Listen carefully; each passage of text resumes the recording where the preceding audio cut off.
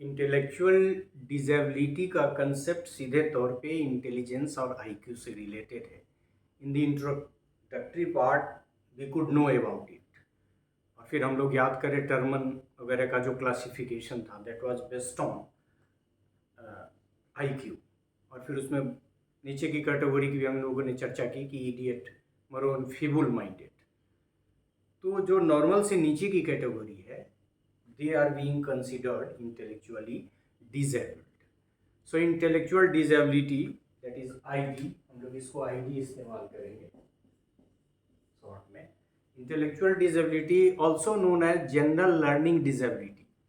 It is also known as general learning disability in the United Kingdom, UK में। Formally, it was named as mental retardation. Mental retardation. Mental retardation भी पुराना concept है, इसको मनोवैज्ञानिकों ने बदल दिया। So in fact, it is known by different terms as general learning disability, mental retardation, या generalized neurodevelopmental disorder. Generalized neurodevelopmental disorder. तो बहुत नाम से इसको जानते हैं, but the most accepted concept has been taken as the intellectual disability. It is a generalized neurodevelopmental disorder characterized by significantly impaired intellectual and adaptive functioning. Adaptation आप जानते हैं, इट्स ए बायोलॉजी का कंसेप्ट है किसी situation में, और वो Wechsler की परिभाषा जब हम लोग इंटेलिजेंस को डिफाइन कर रहे थे तो वहाँ भी हम लोगों ने देखा कि it is a very comprehensive definition, और वहाँ भी एडेप्टेशन है। तो एडेप्टेशन का मतलब है how you organise yourself in a different situation. तो ये कह रहा है कि disorder characterised by significantly impaired intellectual, that is IQ, मतलब कॉग्निटिव डोमेन से रिलेटेड जो भी एक्ट एक्टिविटीज है उसके करने में परेशानी, और दूसरा की एडेप्टिव फंक्शनिंग, एडेप्ट नहीं कर पाते। It is defined by an IQ under 70। ये आप याद रखें, इसके हम लोग कई क्लासिफिकेशन भी देखेंगे। मतलब वह व्यक्ति जो आईक्यू की दृष्टि से 70 बिलो है, उनको इंटेलेक्चुअल डिसेबिलिटी की श्रेणी में रखा जा सकता है, या माना जा सकता है कि इससे नीचे के जितने भी आईक्यू रखने वाले लोग हैं सब इंटेलेक्चुअली डिसेबल्ड हैं। It is deficit in 2 or more adaptive behaviors that affect every general living. मतलब डे टू डे की फंक्शनिंग में, चाहे वो आपको अपना कुछ ड्रेसिंग वगैरह करना हो या फिर कुछ काम करना हो, उन सारे क्रियाकलापों के संचालन में कठिनाई महसूस करते हैं ऐसे लोग जो इंटेलेक्चुअल डिसेबिलिटी से सफ़र कर रहे हैं। Intellectual functions are defined under diagnostic and statistical manual of mental disorders. It is 5th edition of DSM 5 बोलते हैं उसको, DSM 5। क्या हुआ ये? Intellectual functions are defined under diagnostic and statistical manual of mental disorders. मतलब ये manual define करता है कि इंटेलेक्चुअल फंक्शंस कैसे प्रभावित हो रहा है। तो ये एक in one way or other you can understand that it's a manual that will help you to understand the concept of intellectual disability, and at the same time how intellectual functions are defined. So it is a book by American Psychiatrics Association, American Psychiatrics, psychological नहीं, psychiatrics जिसमें generally psychologist वगैरह होते हैं, और mental जो psychologist या बहुत सारे तो मेडिसिन के लोग भी उसमें ट्रीट करते हैं। ये एक टीम वर्क ही समझिए। सो अमेरिकन साइकोलॉजिकल एसोसिएशन ने बनाया है diagnostic and statistical manual of mental disorders, and that will help you to understand the mental disorder. It defines, मतलब अब ये जो तुम्हारा है DSM-5 जो इनके द्वारा मैनुअल तैयार किया गया है, वो मैनुअल डिफाइन करता है इंटेलेक्चुअल फंक्शंस या इंटेलेक्चुअल डिसेबिलिटी को। So it defines intellectual functions as reasoning, problem solving, planning, abstract thinking, judgment, academic learning, and learning from instruction and experience, and practical understanding confirmed by both clinical assessment and standardized tests. More or less ये definition आपको बता रहा है कि यदि आप को काम करना है तो इंटेलेक्चुअल फंक्शन क्या क्या है आपका, तो उसमें बहुत सारी चीज़ों को डाला कि रीजनिंग, वो आपके इंटेलेक्ट से या इंटेलेक्चुअल कैपेबिलिटी से गवर्न होता है। उसी तरह से रीजनिंग के साथ साथ प्रॉब्लम सॉल्विंग, कोई आप प्लान करते हैं तो प्लान, या abstract thinking, judgment, academic learning जो आप डे टू डे के स्कूल की लर्निंग जो आपका है, and learning from instruction and experience, and the practical understanding confirmed by both clinical assessment and standardized test. Test वगैरह भी हैं इसके मेजर करने के लिए, लेकिन ये कि जो मेजर फंक्शंस इंटेलेक्चुअल डिसेबिलिटी करता है उसमें रीजनिंग, प्रॉब्लम सॉल्विंग, प्लानिंग और जितना भी कॉग्निटिव फंक्शन है सब उसमें आता है। और जो व्यक्ति इंटेलेक्चुअली डिसेबल्ड होते हैं उनको इन सारे क्रियाकलापों के संपादन में बड़ी कठिनाई होती है। तो यही मुख्य रूप से आप इसको ऐसे समझ सकते हैं कि इंटेलेक्चुअल डिसेबिलिटी वह डिसेबिलिटी है जो बाधित करता है आपके रीजनिंग, फिर आपके रीजन करने को, आपके प्रॉब्लम सॉल्व को, आपके प्लानिंग कैपेबिलिटी को, and like that. Intellectual disability is about the dysfunction of above mentioned abilities. मतलब ये सब एबिलिटीज करने में जब आपको कठिनाई हो रही है, it means the person is suffering from intellectual disability. Adaptive behaviour is defined in terms of conceptual, social and practical skills involving task perform by people in their everyday lifes. मतलब life में बहुत सारी चीज़ें और जो समायोजन का concept है जो वहाँ भी है कि इंटेलिजेंस की परिभाषाओं में हम लोगों ने देखा कि कई परिभाषाएं कहती हैं इंटेलिजेंस इज एडजस्टमेंट, और कुछ कम्प्रिहेंसिव डेफिनेशंस की भी जो हम लोगों ने बात की थी तो वहाँ भी कहता है to think purposefully, to act rationally, to think rationally, to act purposefully and to deal effectively with the environment. ये वेस्लर जो कहता है इंटेलिजेंस इज द ग्लोबल और aggregate capacity of an individual to act purposefully, to think rationally. तो ये सब को जब एनालाइज करेंगे तो ये सारे फंक्शंस प्रभावित होते हैं इंटेलेक्चुअल डिसेबिलिटी में। तो कुछ को यहाँ मेंशन किया और सारा एक्ट एक्टिविटीज़ को मेंशन करना संभव ही नहीं है, लेकिन बहुत सारे एक्ट एक्टिविटीज़ प्रभावित हो जाते हैं किस चीज़ से, इंटेलेक्चुअल डिसेबिलिटी से। इंटेलेक्चुअल डिसेबिलिटी इज सब divided into syndromic and non syndromic. मतलब इंटेलेक्चुअल डिसेबिलिटी को हम लोग सिंड्रोमिक और नॉन सिंड्रोमिक दो भाग में डिवाइड कर सकते हैं। So syndromic intellectual disability is that in which intellectual deficits associated with other medical and behavioural science and symptoms are present.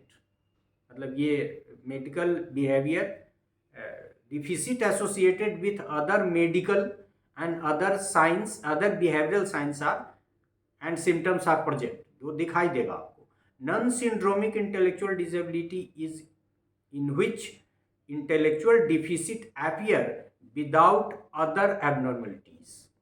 मतलब वो एक में एबनॉर्मलिटीज जो साइड बाई साइड की है वो भी विजिबल है, दूसरे में विजिबल नहीं भी हो सकती है, और जिसमें विजिबल नहीं है नॉन सिंड्रोमिक है। सिंड्रोम और सिंड्रोम का वर्ड वैसे भी आप लिटरल मीनिंग देखेंगे तो वो एक तरह का साइन की तरफ इशारा करता है, हालांकि इसका साइकोलॉजिकल मीनिंग डिफरेंट है, लेकिन मोटे तौर पे सिंड्रोम दिखता है, इसका मतलब है कि सम sign is there.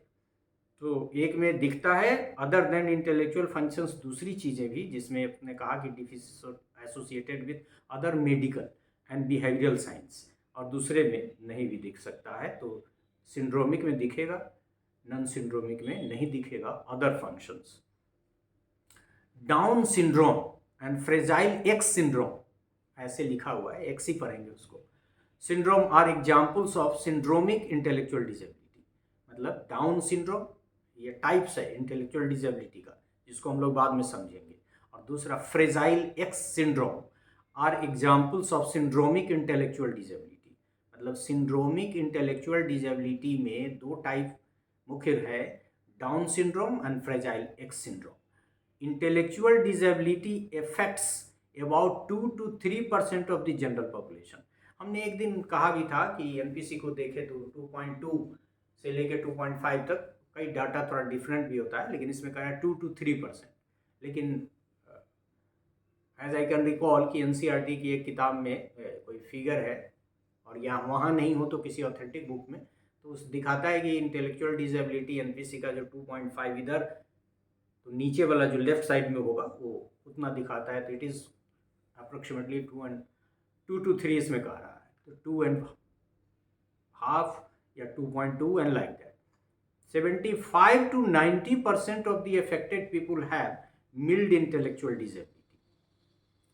75 to 90% of the affected people have mild intellectual disability. मतलब जो इंटेलेक्चुअली डिसेबल्ड है उसमें से 75% to 90%, ये आगे हम माइल्ड को डिफाइन करेंगे। मतलब टोटल इंटेलेक्चुअल डिसेबल्ड लोगों में से ये 75 to 90% लोग माइल्ड इंटेलेक्चुअल डिसेबिलिटी से सफर करते हैं। नॉन सिंड्रोमिक, और इसको आइडियोपैथिक भी कहते हैं, नॉन सिंड्रोमिक को idiopathic cases account for 30 to 50% of these. मतलब नॉन सिंड्रोमिक देखा आपने, उसके भी कुछ टाइप्स होंगे। 50% जो है वो नॉन सिंड्रोमिक और आइडियोटिक केसेस हैं among total intellectual disability cases. About a quarter of cases are caused by a genetic disorder. मतलब इसके जो रीजन्स है उसमें एक genetic order, and about 5% of cases are inherited from a person's parents। मतलब ancestral characteristics से, जिसको आप लोग कहते हैं वंश का मतलब जेनेटिक। तो जेनेटिक डिसऑर्डर इज डिफरेंट और जेनेटिक्स इज डिफरेंट। तो जेनेटिक्स डिसऑर्डर और about a quarter of cases are caused by genetic disorder and about 5% of cases are inherited from the person's parents। मतलब ये वंश के कारण भी आता है। जो वैसे भी ये बड़ी विचित्र बातें हैं कि मनोवैज्ञानिकों का ये मानना है, कई स्टडीज अलग है, कि यदि मदर फादर में से दोनों में से कोई भी इंटेलेक्चुअल डिसेबल्ड है तो बच्चे, अब संख्या तो मैं भूल रहा हूँ, लेकिन मोर देन 50% चांसेस है कि बच्चा इंटेलेक्चुअली डिसेबल्ड हो जाएगा। तो कई बार ये भी सजेशन है कि दोनों में से कोई डिसेबल्ड, मेंटली इंटेलेक्चुअली डिसेबल्ड है तो फिर उनको फैमिली वे में नहीं जाना चाहिए।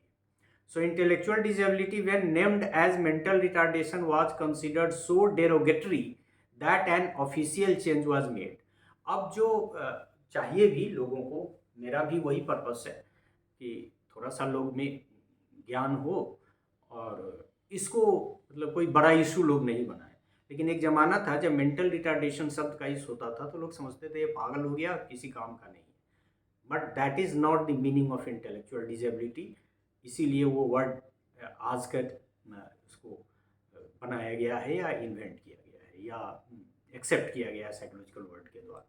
Children with intellectual disability have problems in 2 main areas. मतलब इंटेलेक्चुअली डिसेबल्स व्यक्ति जो है वो 2 एरिया में सफ़र करता है। एक तो इंटेलेक्चुअल फंक्शन, शुरू में भी हम लोगों ने डिफिनीशन में देखा, और दूसरा एडेप्टिव बिहेवियर्स। और अभी हमने इंटेलेक्चुअल फंक्शनिंग और एडेप्टिव बिहेवियर्स दोनों को डिफाइन किया कि कौन कौन एडेप्टिव बिहेवियर्स हैं जिनको करने में मतलब डे टू डे की फंक्शनिंग में, और फिर उधर इंटेलेक्चुअल फंक्शनिंग में जिसमें रीजनिंग, प्रॉब्लम सॉल्विंग वगैरह की बात हमने की।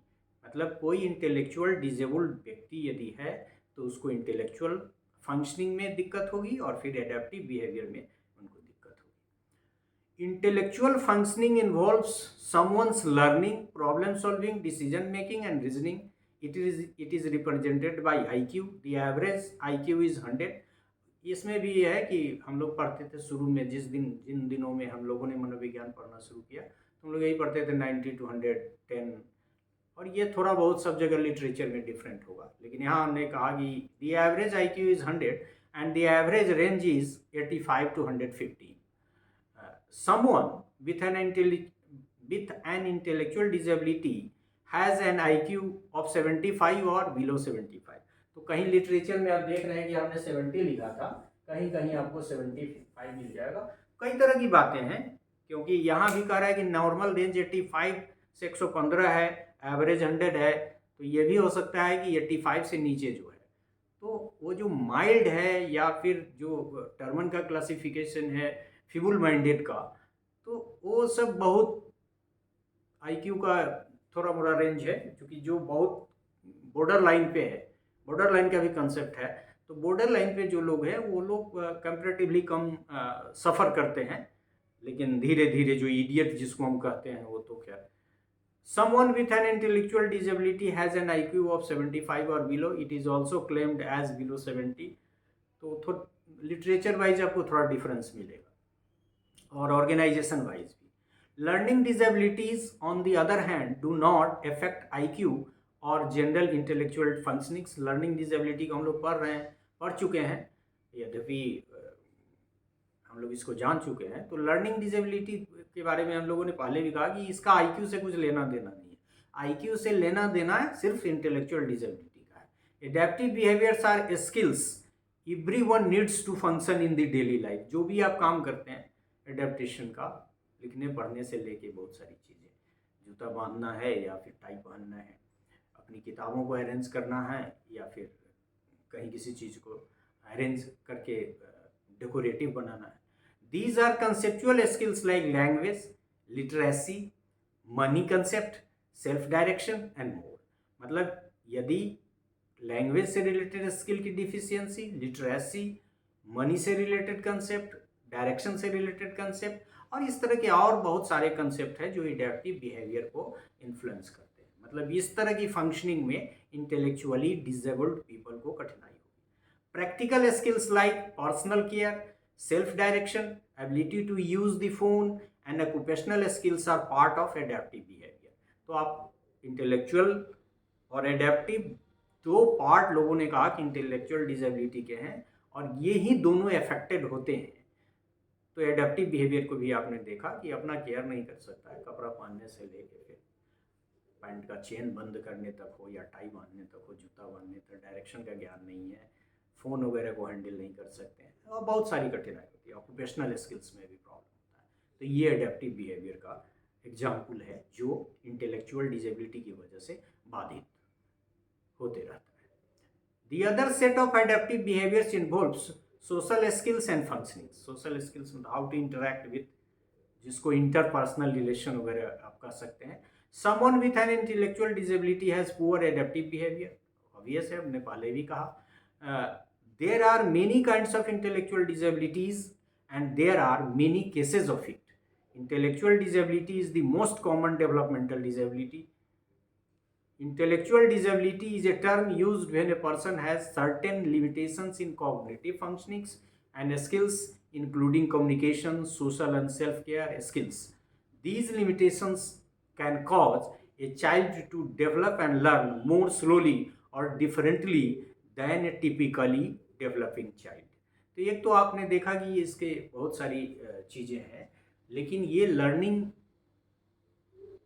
को भी प्रभावित चूंकि करता है, इसीलिए कभी कभी लोग कंफ्यूज कर जाते हैं कि intellectual disability and learning disability दोनों एक चीज़ हैं, लेकिन दोनों डिफरेंट है.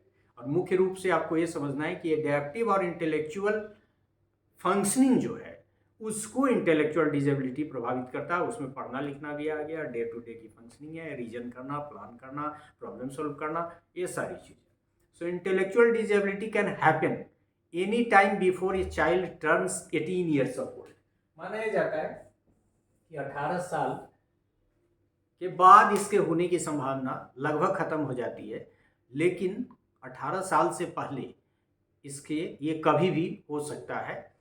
It can happen even before the birth, क्योंकि आपने देखा कि जीन वगैरह का कंसेप्ट है, उससे भी एंसेस्ट्रल है, तो हो सकता है। और धीरे धीरे जब हम लोग टाइप्स और इसके कॉजेज को जानेंगे तो और बहुत सारी चीज़ें हम लोग जान जाएंगे। According to American Association of Intellectual and Developmental Disability, an IQ has intellectual disability if he or she meets 3 criteria। अब ये American Association of intellectual development, American association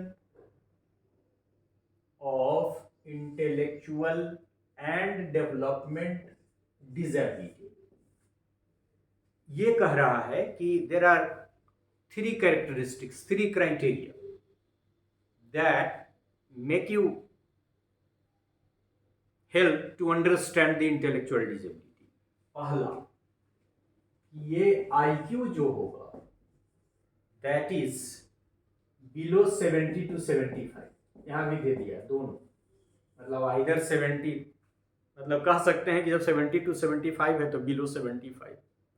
दूसरा, there are significant limitations in 2 or more adaptive areas, skills that are needed to live, work and play in the community, such as communication, self-care, etc।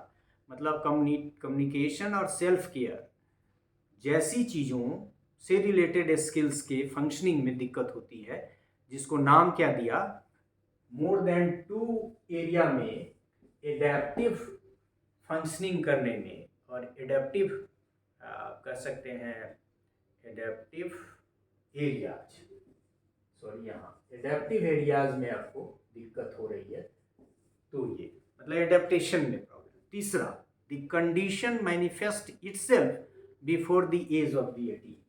और तीसरा कहा कि ये जो conditions हैं, ठीक है अर्ली डिटेक्ट नहीं भी होगा तो 18 साल तक लोगों को ये पता चल जाता है कि the person, the child, the individual is suffering from intellectual disability. तो 3 ये एसोसिएशन ने 3 बात की कि एक तो IQ 70 to 75 से बिलो होगा, दूसरा एडेप्टिव एरिया, दो एडेप्टिव एरिया कम से कम प्रभावित होगा, और तीसरा ये अपने आप डिटेक्ट हो जाएगा, पता चल जाएगा देख के लोगों को, क्योंकि उसकी फंक्शनिंग या उसका बिहेवियर ऐसा होगा 18 साल से। These condition manifest itself before the age of the 18। Intellectual disability can be caused by injury, disease, a problem in the brain, मतलब बहुत एक इंजरी से भी, कोई चोट भी लग गई तो उससे भी डिजीज कोई हो गया, ऐसा डिजीज जिसका आफ्टर इफेक्ट हो, और फिर प्रॉब्लम इन ब्रेन से रिलेटेड, क्योंकि ये तो इंटायर कॉग्निटिव एस्पेक्ट ब्रेन से है ही। So there are unknown causes of intellectual disability as well। कुछ हम बता रहे हैं नाम यहाँ, उसको फिर अलग से भी हम देखेंगे, थोड़ी सी चर्चा हमने की भी इसकी। Down syndrome, fetal alcohol syndrome, fragile X syndrome, birth defects, infections before birth, infection during birth and infection soon after birth are instrumental in intellectual disability. मतलब ये सब मुख्य कारण हैं, जिसको हम अलग से दूसरे सब हेड में फिर डिस्कस करेंगे अलग पार्ट में, लेकिन मुख्य रूप से डाउन सिंड्रोम ये बीमारी सब है, बायोलॉजी वाले लोग ढंग से जानते होंगे। Fetal alcohol syndrome, fragile X syndrome, birth defects, मतलब बच्चे के जन्म में defection, infection before birth, birth से पहले गर्भ के क्रम में ही इन्फेक्शन हुआ है, तो इन्फेक्शन ड्यूरिंग बर्थ, बर्थ के क्रम में, बर्थ से पहले, and infection soon after birth, birth के जस्ट बाद भी यदि इन्फेक्शन हुआ तो इन वजहों से इंटेलेक्चुअल डिसेबिलिटी हो सकती है।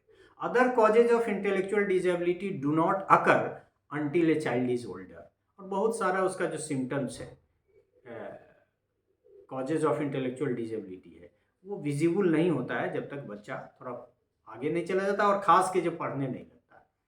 These might include severe head injury, और इनमें से ये भी हो सकता है कि कहीं कहीं चोट लगे, severe head injury, different types of infections और स्ट्रोक, मतलब यदि पैरालिसिस वगैरह का अटैक हुआ तो फिर डिफरेंट टाइप्स ऑफ कोई भी इन्फेक्शन बच्चा जब ग्रो कर रहा है उस क्रम में, और फिर किसी कारण से यदि माथे में चोट लग गई तो ये भी इंटेलेक्चुअल डिजेबिलिटी के कारण हो सकते हैं। फिर हमने कहा कि कॉजेज़ को हम लोग अलग से पढ़ेंगे।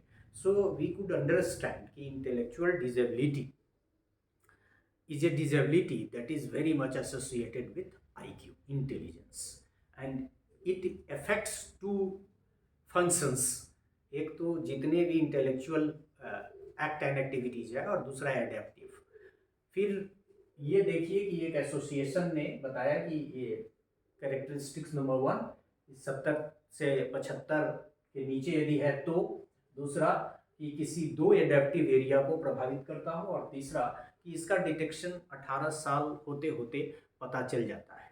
इसके अलावा हम लोगों ने और बहुत सारी बातें की कि कैसे इसका नाम मेंटल रिटार्डेशन था, फिर ये इंटेलेक्चुअल डिजेबिलिटी आया, इंटेलेक्चुअल डिजेबिलिटी को फिर कैसे परिभाषित किया, और कैसे मनोवैज्ञानिकों ने इसको समझने का प्रयास किया। So as for the definition of intellectual disability, we can say it is a disability that is very much associated to one's intelligence and IQ, that affects two types of functioning of an individual, that is intellectual functionings and adaptive functionings. And you have already come to know what is intellectual functionings and what is adaptive functionings. एक तरह से यह कि दुनिया के जितने भी क्रियाकलाप हैं उन सारी क्रियाकलापों के संपादन में इंटेलेक्चुअल डिजेबल लोगों को दिक्कत होगी। यद्यपि हमने इसका फर्दर क्लासिफिकेशन नहीं किया है, लेकिन यदि हम टर्मन की बात करें 0 to 25 वाले जो इडियट होते हैं तो उनके लिए तो फिर कई बार मैं कह भी चुका हूँ, तो उसके भी कई लेयर हैं उसमें, जिसको हम लोग आगे दूसरे सारे पार्ट्स में करेंगे। So this is all about this part in which we could learn the intellectual disability as a concept.